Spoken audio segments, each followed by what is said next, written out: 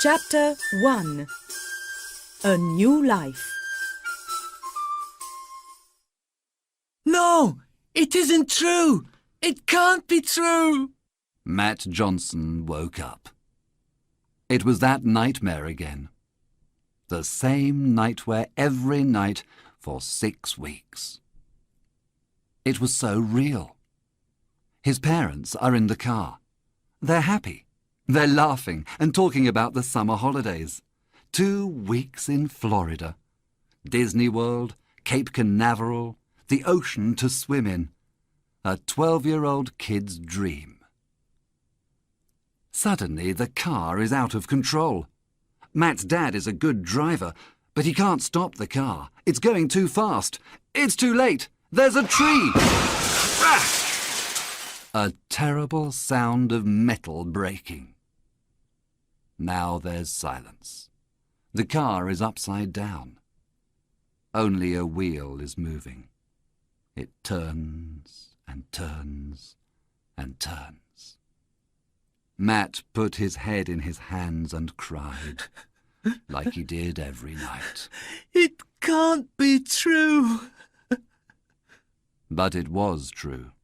His parents were dead, and Matt was alone now. "Cry, Matt, cry. Don't worry," said a gentle voice. The sad, kind face of an old lady appeared in the light of the lamp next to Matt's bed. I'm sorry, Gran, said Matt, and looked up. In the lamplight was the pale face of a desperately unhappy young boy. It was a nice face, but his blue eyes were still full of tears. I'm sorry, he repeated. Gran, when will I start to forget? "You'll never forget. Said his grandmother. But one night your nightmares will stop. Then you'll start to dream of the happy times with your mum and dad. Happy memories never die." Matt's grandmother smiled. She was a wise old woman and the ideal person to help Matt at this difficult time. "Let's go into the kitchen for some hot milk." Matt got out of bed. He was quite tall for his age, and already looked down on his little grandmother. She was small, but she had a big heart. It was difficult for her, too. Jane, her daughter, was dead, and Philip, Jane's husband and Matt's father, too. But now there was Matt to take care of. Matt was her world now. "Will you like living here?" she asked him as they drank their milk. I don't know, answered Matt, tired and sad. It's so different. I liked Newbridge very much. It was a nice city, not too big, and the people in the north are kind and friendly. I had a lot of friends. Greenwood's okay, but it's a very quiet suburb, and it's difficult to get to the centre of London from here. I haven't got any friends here, except you, Gran. And there's no Newbridge United, and no swimming club. "Poor Matt. You'll see, things will change.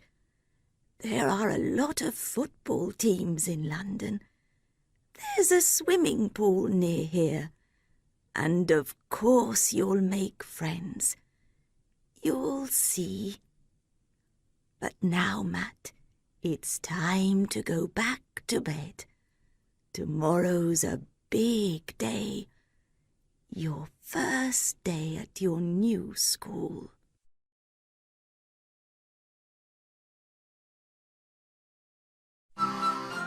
Chapter 2. A New School. Greenwood Middle School or Greenwood Prison? It was 9:15 and Matt was outside the school gate. The gate was closed, but through the iron bars he could see the school. It was a big, old, austere building made of grey stone. There were 2 floors, with windows with iron bars. On the ground floor There were 3 entrances with doors made of wood. Over the central door was the school motto in big black letters. It was in Latin. Fugerit aetas, carpe diem. Read Matt. Time flies. Live for the day. Above the door on the left was the word boys, and over the door on the right the word girls. Matt smiled. That's stupid. Thought Matt. Boys and girls have to go in different doors. Matt stopped smiling when he looked around. A lot of children were now outside the iron gate, all dressed identically. The school uniform. Now he remembered, at Greenwood School, uniform was obligatory. Matt, in his blue jeans, black trainers and red Newbridge United football shirt, felt very out of place. All the other children were wearing their green wool blazers. The boys with black trousers and a white cotton shirt, the girls with dark skirts and white blouses. Then Matt noticed the green and gold school ties. They wear ties to school too, He thought. Oh no, this place is really behind the times. He felt hundreds of eyes on him. He wanted to go home, but it was too late. The gate was open. The bell rang and the children started to go in, all talking and laughing. They were happy to see their friends again. Matt was very unhappy. He felt very lonely. Boy! Matt heard an angry adult voice. He looked round. Yes, you boy! Where is your uniform? Matt saw a short, thin man with an angry red face. I'm sorry, sir. He said. It's my first day. The man, obviously a teacher, looked at him carefully. From your clothes and your accent, you must be Johnson, the new boy from the north. Yes, sir. Matt Johnson. Replied Matt. Johnson at this school. The man continued. We use surnames here, and I'm Mr. Briggs. Did your parents forget your uniform? Matt was hurt, but replied, My parents are dead, sir. Oh, yes. Now I remember. That accident. It was in the newspapers. Your father was that famous lawyer. Well, I hope you'll buy a uniform as soon as possible. and Mr. Briggs went away. Matt was devastated. He didn't have the right clothes or the right accent. And his dad, a hero for a lot of people, now seemed an inconvenience. He felt terrible. He wanted to go back to Newbridge. Be careful, Said a girl's voice. Matt turned and saw a pretty blonde girl smiling at him. you can't go in here. She continued. This is the girls' entrance. Mr. Briggs will shout at you again. Thanks. Said Matt, Hey, what's your name? but the girl was already inside.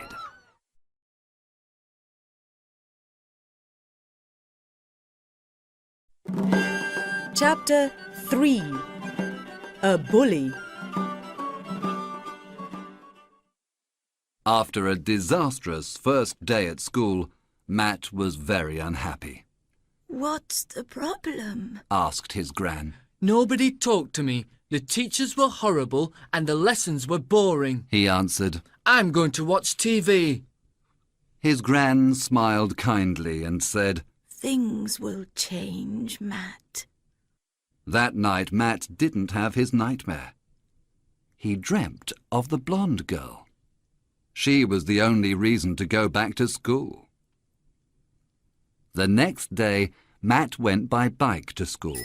It was a sunny day and the birds sang happily. He arrived early, Perhaps today will be better. he thought. He put his bike in the bicycle shed and walked towards the boys' entrance. Near the girls' entrance, he saw the blonde girl from yesterday, talking to a tall boy, That's Johnny Briggs, Mr. Briggs's son. thought Matt. He's in my year. I saw him bully a first-year boy at lunchtime yesterday. Matt looked at the blonde girl. She had the same green eyes and pretty round face he remembered from his dream. He thought, She looks really nice, and she spoke to me yesterday. I'm going to say hello. as he came near, he saw the girl looking angrily at Briggs. He heard her saying, No, I don't want to watch your silly football match. Leave me alone. She went towards the entrance, but Briggs stopped her. Don't be stupid. You must come with me. It's an important match, and I'm the captain. And I want you there to support my team. He said, catching her arm. The girl pulled away. Don't touch me. I'm not interested in you or your stupid football match. She shouted. Her face was red, and she looked very annoyed. Briggs looked furious. It's not a stupid match. He said loudly, It's very important. We're playing at the local stadium. and he continued to hold the girl's arm. Matt saw this. He felt angry and decided to help the girl. He walked towards them and said quietly to Briggs. Leave her alone. Now. Briggs looked at him. He was surprised and released the girl's arm. She moved away and looked at Matt gratefully. Who are you? What do you want? Don't tell me what to do. Briggs shouted aggressively, but Matt wasn't frightened. He said calmly, Go away. And don't annoy her again. She's not interested in you. Briggs moved towards Matt, but Matt was taller and he looked very determined. The bully stopped. You'll pay for this. I promise. He shouted threateningly. Matt didn't react. Briggs turned and looked at the girl. I won't forget. He said, and walked away. The girl looked at Matt and smiled warmly. Thank you for your help. He's a horrible pest, and he always annoys me. This time he was really angry. She said. Matt smiled too. No problem. Perhaps he will leave you alone now. I hope so. Thanks again. What's your name? She asked.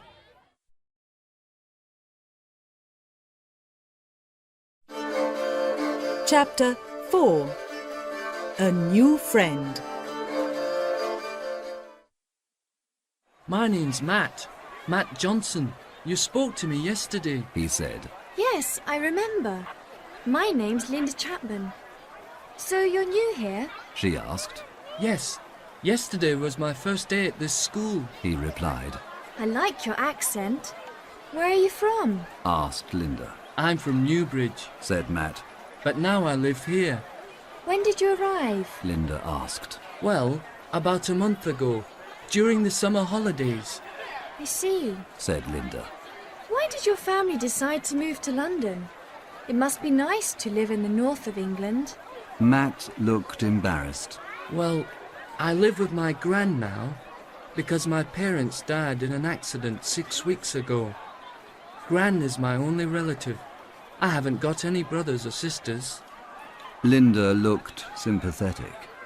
Oh, I'm so sorry. It must be terrible to lose your parents. She stopped for a moment, looking for the right words. I know it's not the same, but my parents divorced recently. Now I only see my dad at the weekend, and my mum is a different person. She's always sad. I hate it. Matt saw her green eyes become shiny with tears. He wanted to see Linda happy again. He decided to change the subject. What do you do after school? Do you like sports? He asked. Linda smiled. Well, I like swimming.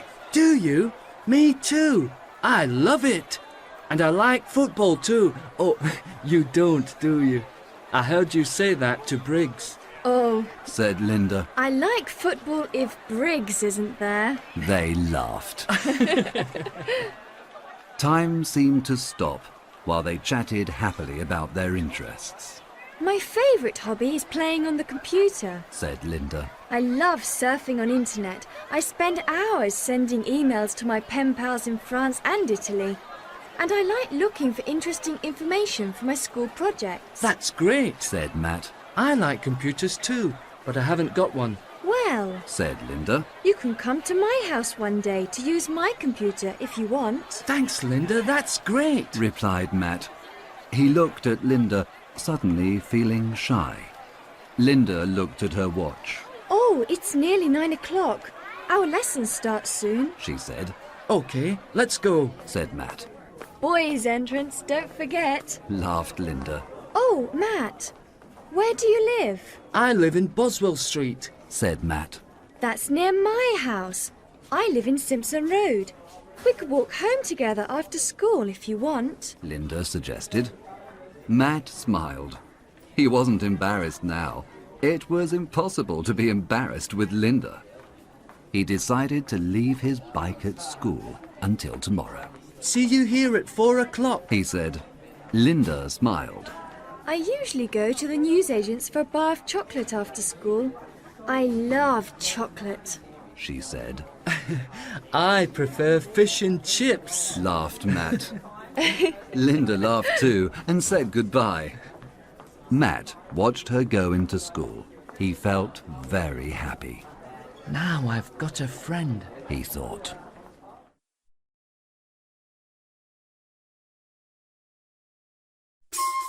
Chapter 5. An unusual teacher. Matt went through the boys' entrance. He went to the school office to get his timetable. In the corridor he saw Johnny Briggs with some friends. Johnny's friends were all boys, and they had the same aggressive expression as Johnny. They looked at Matt as he passed. Matt felt uncomfortable, but he ignored Johnny's sarcastic comments. There he is, the new boy. He thinks he's someone important, but he's not. I'm glad he's not in my class. Matt put his hands in his pockets and tried to look unconcerned. You again. Take your hands out of your pockets, said a voice. It was Mr. Briggs, Johnny's father. You haven't got a uniform yet, Johnson, but at least try to look tidy. Johnny and his friends laughed. Matt felt embarrassed, but he didn't show it. Sorry, sir. He said. I have to go to class 2B, Mr. Wells' history lesson, but I don't know where it is. It's up the stairs. First door on the left. Lessons start in 2 minutes, so hurry up, said Mr. Briggs. Matt arrived at the classroom and knocked on the door. Come in, said a deep voice. Matt walked into the room and asked, Is this class 2B? A tall, thin man with long white hair, like Albert Einstein, answered. To be or not to be? That is the question. Everyone laughed. Matt laughed too, and was pleased to see Linda there, at her desk in the 3rd row. There was an empty place next to her, so Matt sat there. Linda smiled and said, Welcome to Mr. Wells' history lesson. It's an experience. Linda was right. Mr. Wells was not a typical teacher. He talked very fast, and he gesticulated a lot when he spoke. His lessons were very interesting and fun. No one looked out of the window in Mr. Wells's class.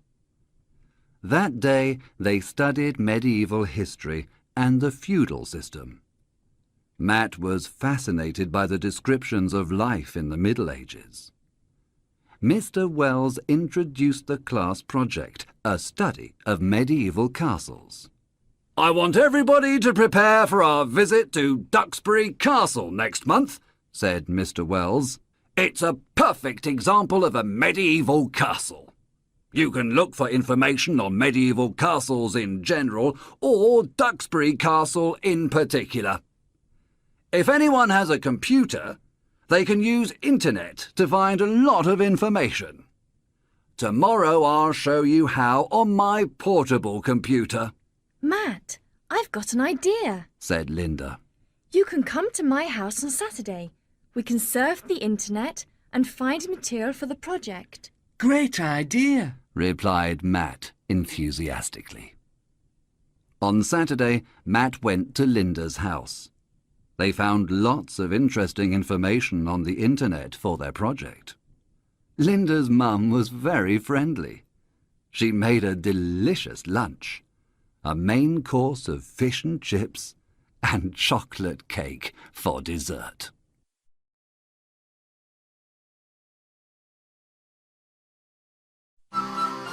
Chapter 6. The Class Trip. It was the day of the class trip. Matt was very excited. He was keen to see the castle, but the trip had other advantages too. No school for a day, no school uniform, no school lunch, no Briggs, and all day with Linda. The doorbell rang.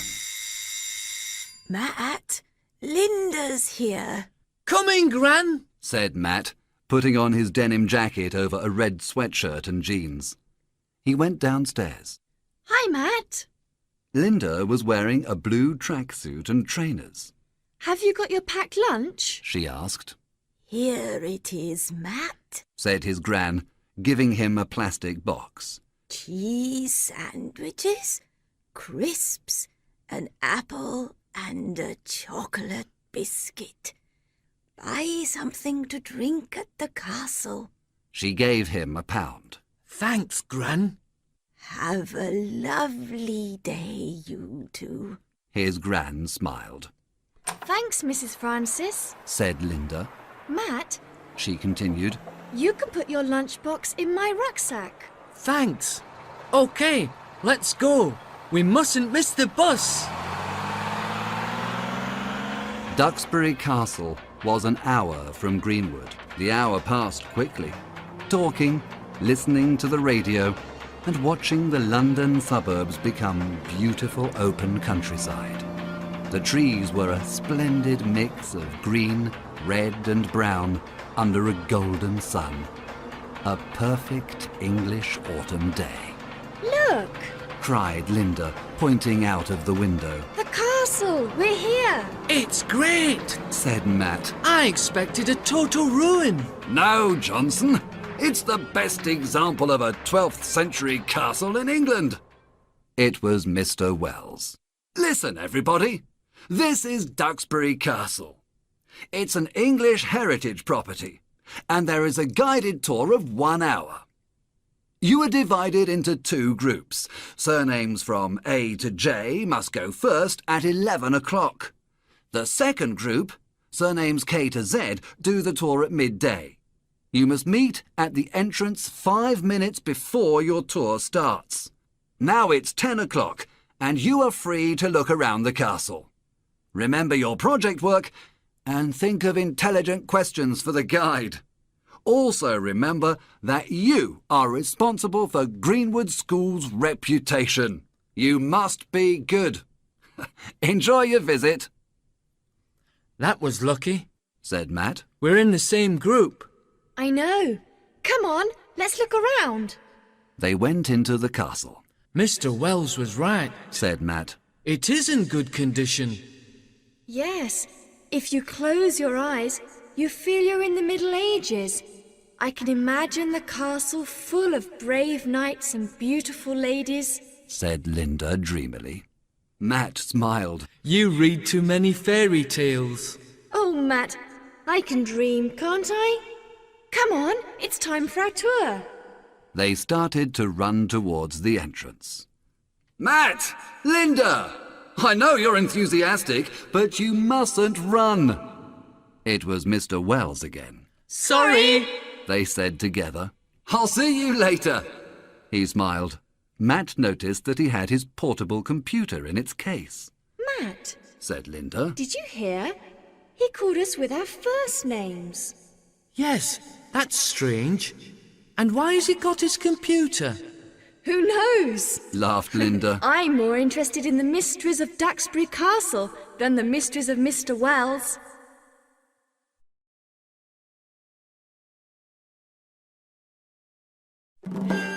Chapter 7. The Castle Tour. Good morning, boys and girls. Welcome to Duxbury Castle. The guide was a jovial, rotund man with a large white moustache. Before I start, any questions? Matt put up his hand. Yes, sir. Why is it called Duxbury Castle? A good question. Well, the castle is near the village of Duxbury. Near the village, there's a large pond, which is the favourite home of a variety of ducks. So that's Duxbury, the village of the ducks. In fact, Duxbury Castle used water from the pond for washing, cooking, drinking, and filling its moat. Many castles had ditches around them, without water. But a ditch with water, a moat, was better for defending the castle. You can see the moat is dry now. Once there was a wooden drawbridge over the moat. They raised this to stop intruders. Now we're at the main gate. Once there were 2 stone towers, the gatehouses. Between these was an enormous gate with iron bars, the portcullis. Now let's go inside the castle. The walls were stone and 10 meters high. There were turrets and ramparts, like those. He pointed to an intact section. Oh, I forgot to say the castle was built in 1156. It functioned as fortress and a home for 5 centuries. The lord of the manor lived in the keep, a big stone building and the strongest part of the castle. The manor was the distribution and cultivation of the land. The peasants from the village did the work, but the land was the lord's.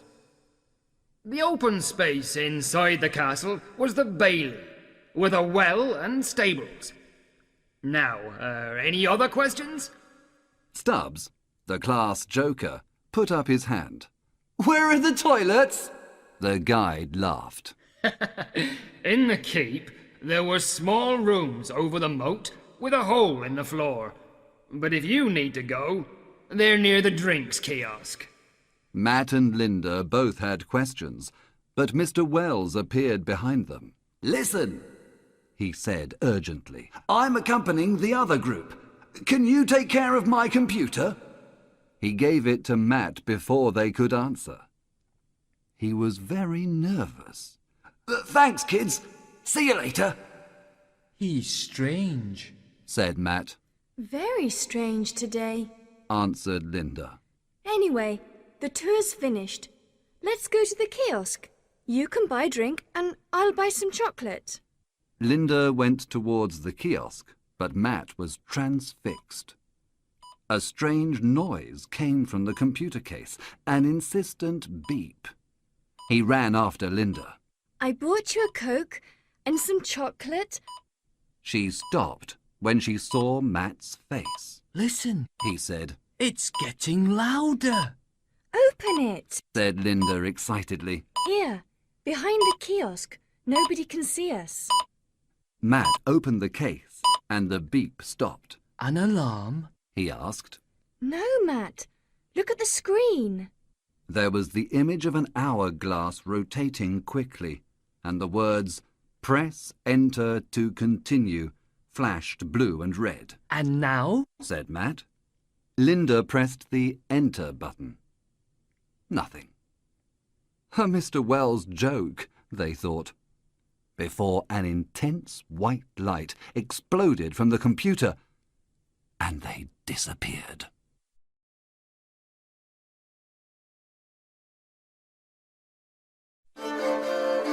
Chapter 8. Where are we? Matt was the first to wake up, What a strange dream. he thought. He stood up and looked around. Where am I? And Linda? I was with Linda. Where is she? It was dark, but now he began to distinguish his surroundings. He was in the open air. There was a cool breeze, and he heard the noise of sleeping animals. There was a smell, too, of the animals, and of life in general. People lived here, but what place was it?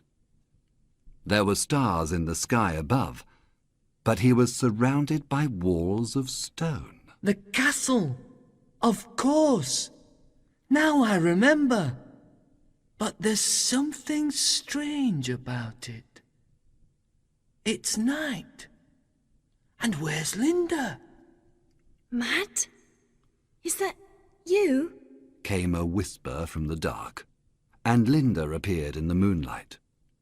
She was confused and frightened. Where are we? What's happening? She asked. We're in the castle, Said Matt. but it's different. And why is it dark?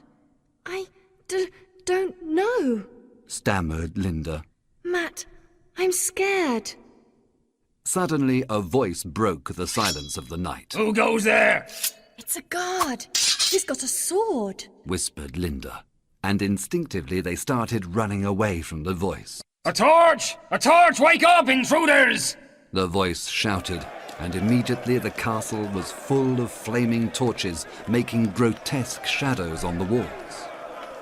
In the torchlight, Matt and Linda saw that the walls of the castle were intact. It wasn't a ruin. These people weren't English heritage guides. But there wasn't time to think, Run, Linda! Run faster! yelled Matt. Where are we going? Cried Linda, Out of here! Come on! but a guard caught Linda. Matt, don't stop! Run, run! She shouted. Matt wanted to stop, to help Linda. But in front of him there was another guard. He had a torch in one hand and a sword in the other. Matt ran up a staircase, up and onto the ramparts. He noticed as he went that the castle was all perfectly intact. But now he was trapped. There was a guard on the staircase and two other men with swords were on the ramparts to his left and right. They were all very angry, The game is over, boy. growled the man on the stairs. Oh, no, it isn't! Shouted Matt, remembering the tour around the castle. The moat. The castle had a moat. Matt jumped from the ramparts and hoped desperately that his intuition was right. He hit the muddy water of the moat. The moon, reflected on the water, broke into 1,000 pieces. Inside the castle, Linda stood petrified between two guards with long swords. A tall man with dark, angry eyes, and a scar on his right cheek appeared. "And who are you?" said the man, observing her closely. My lord, A guard said to the man. look at her garments. She must be a witch.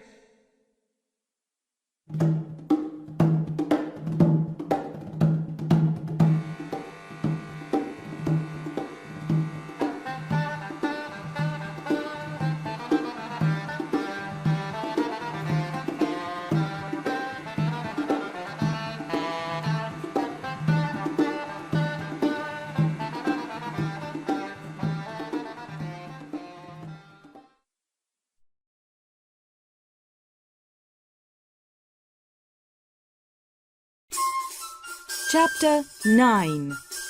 A Lord and a Jester. A witch? Possibly. But a witch so fair? The tall man looked at Linda, and she trembled. A guard said, Lord Blackheart, there was a boy with her. He jumped from the walls. We must find him. "Don't worry," replied the Lord. "Nobody could survive that fall. He is probably at the bottom of the moat." He smiled horribly, and Linda felt desperate. Oh no, Matt can't be dead. She thought. Lord Blackheart continued to look at her. A very fair maid. "Take her to the Great Hall," he ordered. "I want to question her." The guards pushed Linda towards the huge door of the keep. Inside there was an immense hall. There were many flaming torches along the walls, but the room was shadowy and sinister. There were also numerous long standards of different colours and a long wooden table in the middle of the room. On the left, there was a very big fireplace, but no fire. Linda felt cold. "Leave us!" Lord Blackheart ordered the guards. Linda shivered with cold and fear. She didn't want to be alone with this horrible man. This isn't happening to me, She cried. I don't believe it. It's a nightmare. Can a fool not sleep? A voice came from the shadows near the fireplace. It was a jester in a red and gold striped costume and a hat with bells on it. He looked curiously at Linda. A maid was never made like this. What a strange costume. The jester smiled. He had a kind face, and Linda felt a little better. Lord Blackheart said, "My guards found her in the castle. Her companion is dead. Is she not fair?" Fair, my lord? Are you hungry? "No, fool. You don't understand me. Is she not lovely?" I understand you very well, my Lord Blackheart. You don't understand me. The jester laughed, and the bells on his hat jingled. Linda smiled. "Enough!" shouted the lord, irritated. "Who are you, maid?" My name's Linda Chapman, and I come from Greenwood. The jester said, Greenwood. A wood is green, but would a wood be greenwood? "Be quiet, jester," said Lord Blackheart. "The maid is confused. Perhaps she is from another region. Why are you here, my pretty?" He put a hand on her shoulder. Linda didn't like how he looked at her. I wanted to visit the castle with Matt, but I don't understand what is happening. She replied. The jester laughed. Visit our castle. Strange. He looked at Lord Blackheart. Perhaps my lord is happy you visited our castle. Lord Blackheart continued to look at Linda. He smiled and touched her hair. "Now you are here, you must stay," he whispered. Linda moved quickly and bit Lord Blackheart's hand. Don't touch me! She shouted. "Ouch!" cried the lord, and the jester laughed. "You stupid girl!" Blackheart shouted. "Guards, take this witch away!" Which, my lord? I see no witch. The jester said quietly. Lord Blackheart pointed angrily at Linda, who was furious now. "This witch! Throw her in the dungeons!"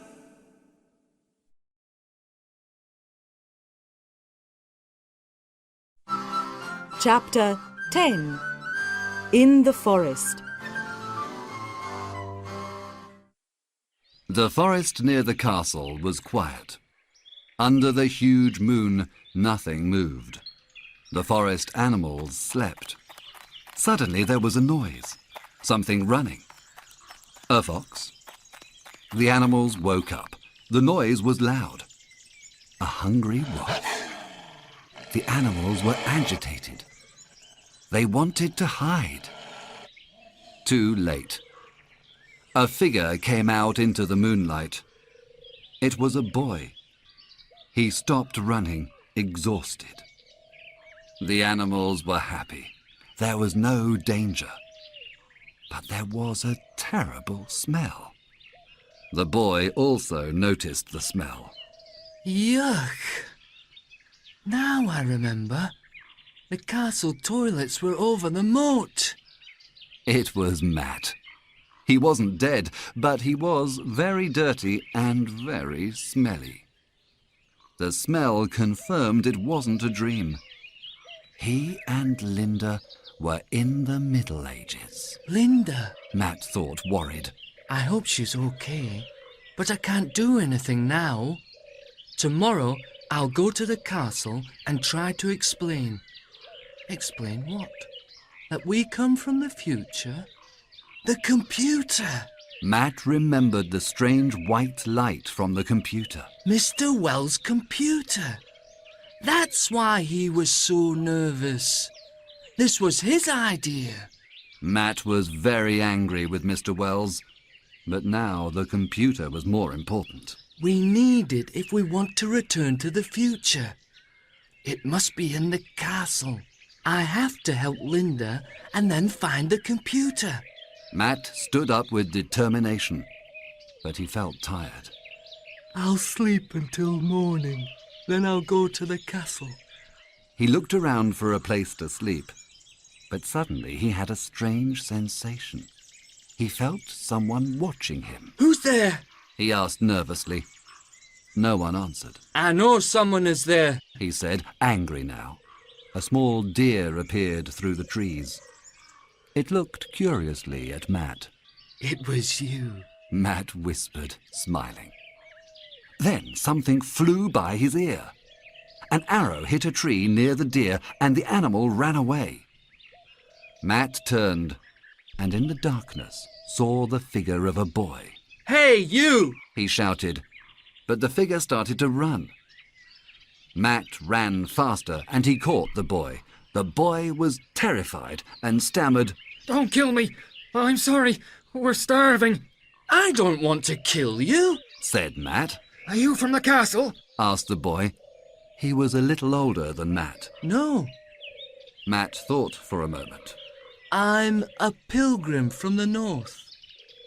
The boy smiled. He didn't have many teeth. In the village, we're very poor. Life was better before. Lord Duxbury was good and strong, but he went on the Crusades. His brother became the Lord, but a bad night, Blackheart, killed him. Now Blackheart is our Lord. We work all day on the land, but he takes our crops. We have little to eat. My father is dead. He was killed by Blackheart's men because he hunted in the Lord's forest. He wanted food for my brothers and sisters.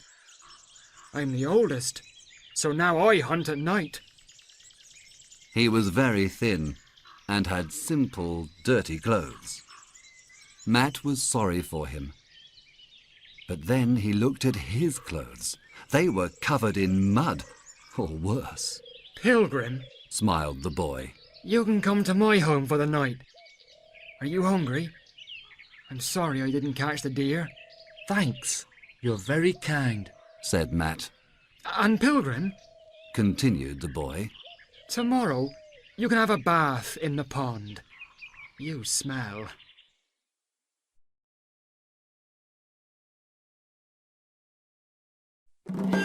Chapter 11.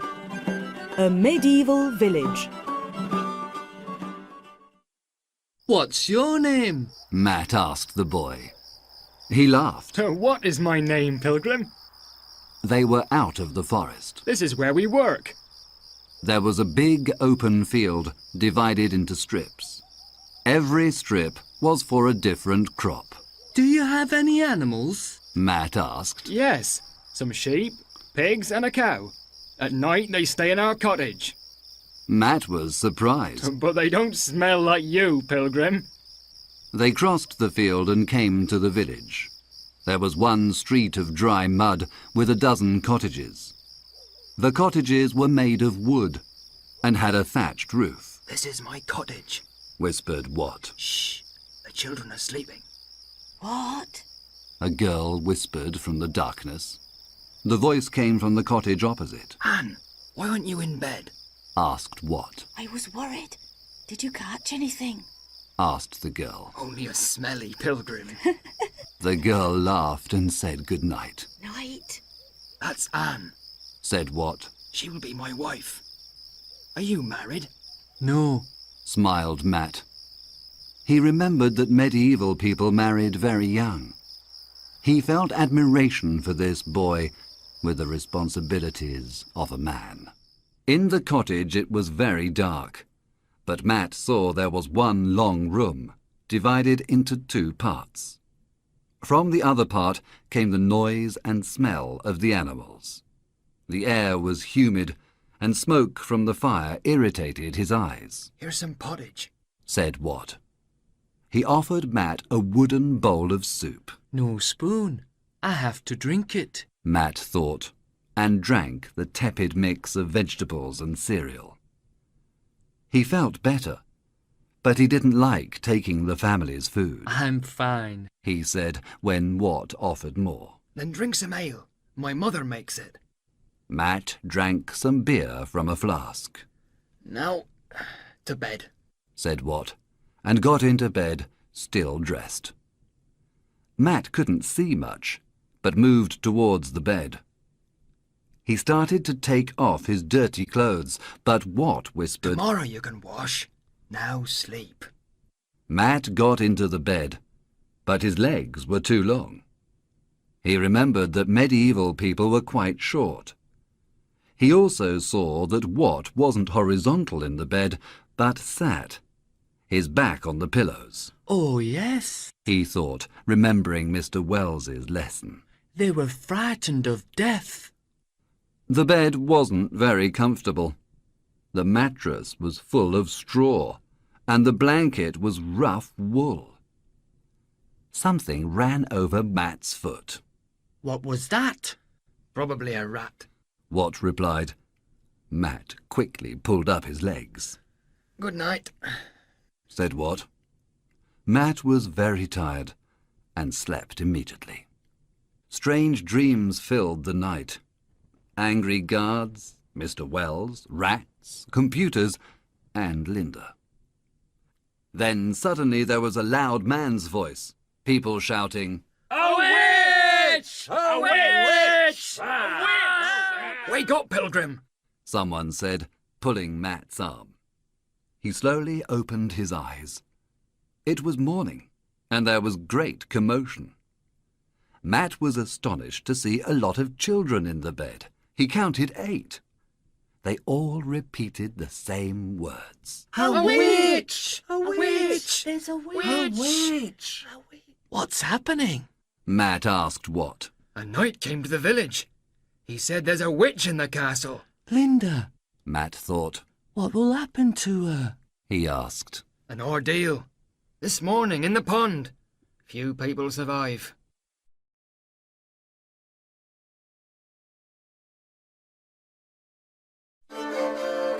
Chapter 12.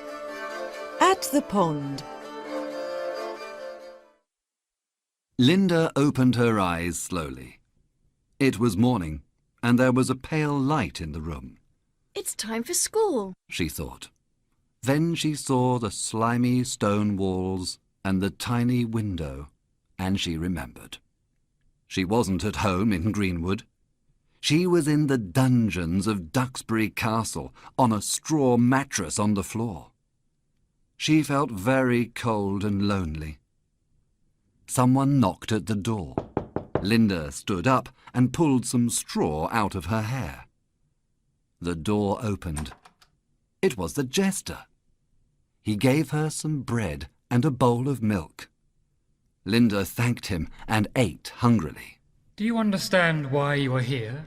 He asked. He was friendly but serious, and he spoke anxiously. Lord Blackheart thinks I'm a witch, but it's not true. She replied. I believe you. He said. But my lord is angry, and you are in danger.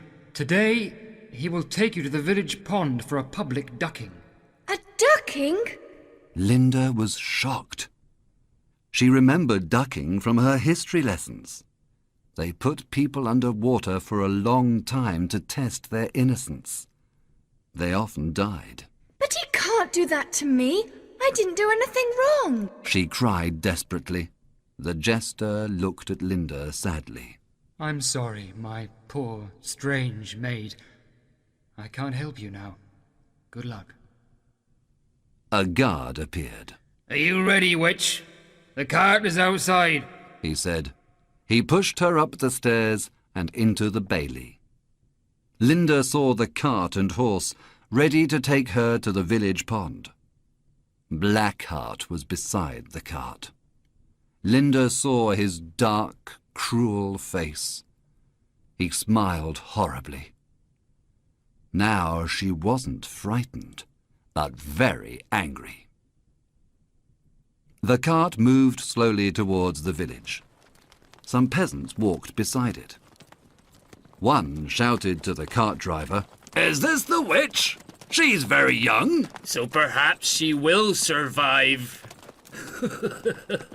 Laughed the cart driver nastily. Linda shivered, but was determined to be brave. She began to make a plan.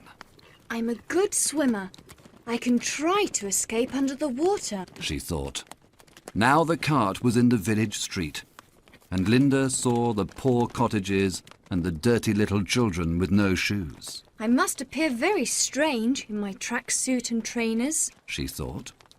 After the cottages, Linda saw the pond. It was very large, full of reeds and surrounded by grass and trees. Some ducks swam happily on the water. Lord Blackheart was near the water with the guards. They had a long rope and a large sack full of stones. "Good day, my pretty. But it is a sad day when a fair maid dies as a witch," he said, laughing cruelly. There were many villagers there, looking curiously at Linda. They talked noisily and pointed at her. Linda looked hopefully for Matt, but he wasn't there. The only kind face was the jester's. He looked quickly at Linda and smiled. Then he started to amuse the villagers, and they laughed at his jokes. His name is Blackheart, his heart is black. He kills his witches with a rope and sack. A guard pushed Linda from the cart and tied the rope around her. I must stay calm. She thought. "Don't forget the sack," ordered Blackheart. "The witch must stay under the water until I decide."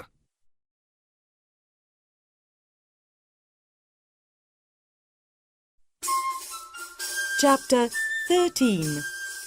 The Ducking. Blackheart gave the signal, and a guard pushed Linda into the pond. The water was cold and deep.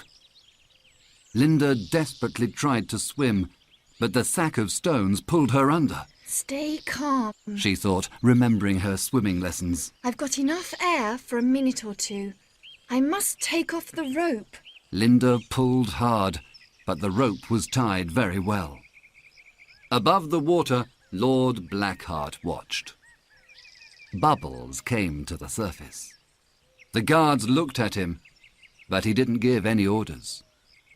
Minutes passed. The villagers talked nervously. Why does Blackheart wait? The girl will not survive, They said. The jester spoke, sadly and angrily. You are all responsible for this crime. A young maid's death is a tragic rhyme. Blackheart waited. Then, finally, he was satisfied. "Pull her up!" he shouted. The guards pulled the rope, and the sack of stones appeared, but where was Linda? The crowd, incredulous, moved towards the water. Blackheart pushed through the people, furious. "Where is the witch? Find her!" He pushed a guard into the pond. My lord, I can't swim, said the guard. "Don't stop, you imbecile! You must find her!" Blackheart was hysterical with anger. On the other side of the pond, in the shadow of the trees, two figures emerged silently from the water. Matt and Linda. Nobody saw them running through the forest in the direction of the castle. Matt, stop for a second. I'm exhausted. Implored Linda. OK, Linda, but we don't have much time. Linda sat on the grass. How did you know I was under the water, Matt? A guard announced a ducking in the village this morning. My new friend, Watt, showed me the place and gave me a knife. Then I hid in the long grass beside the pond. When you were underwater, I swam to you and cut the rope. I know you're a good swimmer, so it was easy to swim to the other side of the pond. You saved my life, Matt. said Linda, looking at him in admiration. Matt's face became pink. No problem. He said, embarrassed. But now we must find the computer. We need it to go back to the future. I know where it is. Smiled Linda. I hid it when we arrived. Great! Let's go! Said Matt happily. Okay. Said Linda. I'm tired of being a witch. And I'm tired of being wet and smelly. Laughed Matt.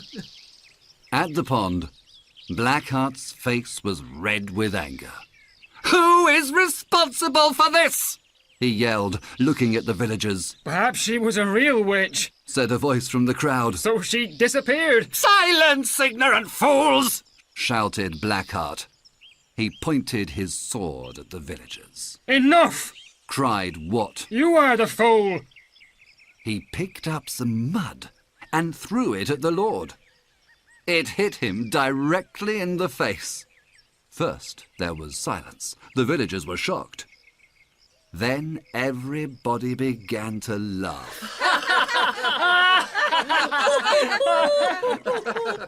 Blackheart slowly removed the mud. His face was a mask of fury. I give you work, a home, and my protection. You insult me. I can find other people to work on my land. Guards, kill them all.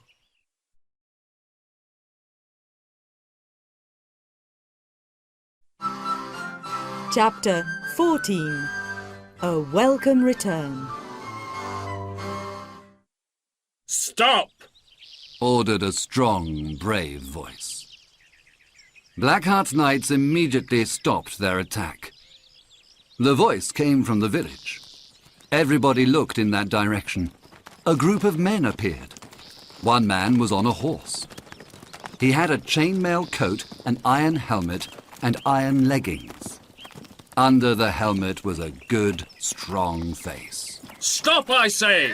The man shouted again. Wat remembered that face. When he was a small boy, that face signified justice. That was before Blackheart, before his father's death, before poverty. It's Lord Duxbury! Wat shouted with joy. The other villagers started to shout too. Long live Duxbury! Death to Blackheart! Blackheart's knights were frightened now. They looked for their lord, but he wasn't there. The villagers surrounded them, shouting, Death to Blackheart and his men! Stop, everybody! Lord Duxbury was now at the pond. Where is Blackheart? He asked angrily. Where is my brother's assassin? Wat saw a familiar figure running towards the forest. My lord, I can stop him. Give me a bow and arrow. He said, Don't kill him. said Duxbury. I want him alive. Give the boy a bow. He ordered his men. I remember his father was a good archer. Wat took the bow and arrow. Blackheart was nearly in the forest. I didn't hit the deer last night, Wat thought. but this is for my father. The distance was huge, but the arrow flew perfectly. It hit Blackheart in the leg, and the cruel lord fell into the pond. Pull him out. Duxbury ordered his men. Then pull out the arrow and throw him in the dungeons. He will pay for his crimes. He turned to Wat. Thank you, boy. But what terrible torture was this? An ordeal for a witch, my lord. Replied Wat. She wasn't a witch. She's the companion of a pilgrim from the north. And where is she now, boy? She escaped. Wat smiled. The Lord smiled at Wat. His face showed the signs of 1,000 adventures. Now he spoke to the villagers and Blackheart's knights. He was very angry. Ordeals? Witches? What barbarity is this? I went on a crusade to liberate the Holy Land from barbarity, but we are the barbarians. I saw Christians kill other people in the name of God. Then I returned to England, and what do I find? My brother killed, and Blackheart, the lord of a cruel manor where innocent girls risk death. Here is a paradox for my jester. He looked for the jester, but he couldn't see him. What spoke for the villagers? Life will be better now. Long live Lord Duxbury! And everybody shouted happily. Long live Lord Duxbury! Matt and Linda were in the castle. It was deserted. Everybody was at the pond. Quickly, Said Linda. before they come back. The computer's in this stable. She ran into a stable and started to move a pile of straw. Matt, She said desperately. it isn't here.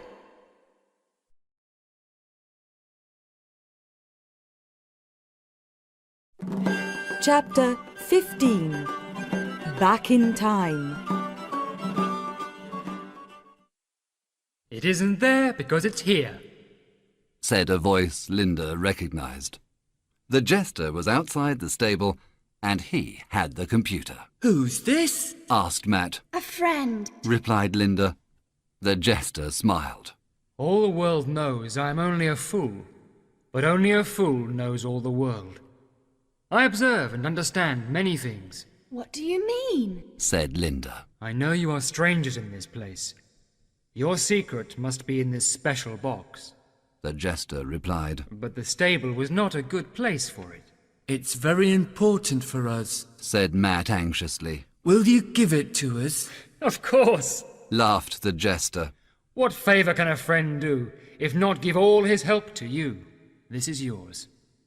He gave them the computer. Thanks. Said Matt. Linda shyly kissed the jester on the cheek. He became red. For once, I have no words. He said. But now it's time for you to go. Linda opened the computer, and they heard a familiar beep.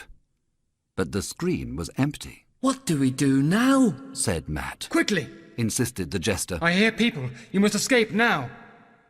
Linda thought for a moment. Of course. Thank you, Jester. Press escape, Matt. Matt pressed the button, and they disappeared in a flash of white light. The jester smiled. This magic was a joy to see. Goodbye, my friends. Remember me. Linda opened her eyes. Matt was beside her on the grass, slowly waking up. She looked around and was happy and relieved to see the castle ruins. They were behind the drinks kiosk. Matt, we're in the future again. I can see, Said Matt. but is it the present? A familiar voice answered his question. Matt! Linda! Where are you? The bus is going!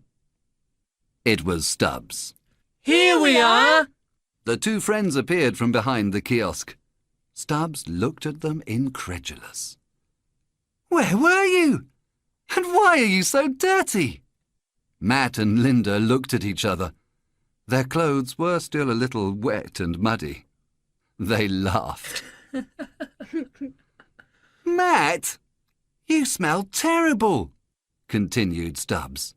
Did you fall into a medieval moat? No, I jumped in, Replied Matt impulsively. Stubbs was surprised and curious, but Linda said quickly, Matt's joking. He doesn't want to say that we went to Duxbury Pond. He fell in and I saved him. They all laughed. As they went towards the bus, Matt whispered to Linda, Thanks, that was a great idea. Hurry up, you two, said Stubbs. I'll show you my guidebook on the bus. Did you know there was once a cruel lord called Blackheart at the castle? He killed witches in the pond. What happened to him? Asked Linda curiously. He escaped from prison into the forest, but was killed by wolves. Stubbs arrived at the bus first. Look, everybody! Matt and Linda fell in the pond. The class laughed. But Linda and Matt weren't embarrassed. They laughed too. Then Mr. Wells appeared. Here you are. he said with relief. "I hope you enjoyed your trip." Matt and Linda looked at each other, smiled, and gave him his computer. It was a little boring, They said together.